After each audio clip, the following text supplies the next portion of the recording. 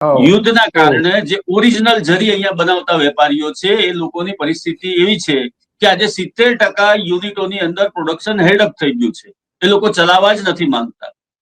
એ લોકો નથી ચલાવવા માંગતા એનું કારણ એ છે કે 70% યુનિટો આજે બંધ છે અને જે યુનિટો બંધ થયા છે એનું સૌથી મોટું કારણ છે કે ચાંદી જરી રિયલ જરી જે બને છે એમાં ચાંદીનો વપરાશ થાય છે અને તાંબાનો વપરાશ થાય છે.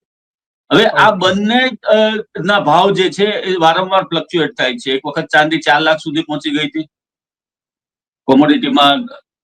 તાંબાનો પણ એક પરિસ્થિતિ છે, એમાં પણ ભાવ કોન્સ્ટન્ટ ફ્લક્ચ્યુએટ થાય છે, અપ ડાઉન થયા કરે છે.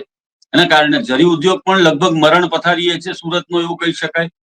70% જેટલી જો યુનિટો બંધ હોય તો પરિસ્થિતિ તમે સમજી શકો છો કે એના કામદારો અહીંયા કઈ રીતે લોકો જીવી શકે, કઈ રીતે રહી શકે કામ વગર. આ શહેરની અંદર બેકારી પહેલી વખત જોવા મળી રહી છે આવી કે આટલા પ્રમાણમાં હિજરત થઈ રહી છે. અને એક વખત પરત ગયેલા કારીગર સરકારની નીતિઓને કારણે ગામથી પરત નથી આવતા. એ લોકોને જે રોજગારી ત્યાં 100 દિવસની રોજગારી મળે છે ને એમાં જે લોકોને પૈસા મળે છે ઉપરાંત એમના ખેતીના કામો હોય છે.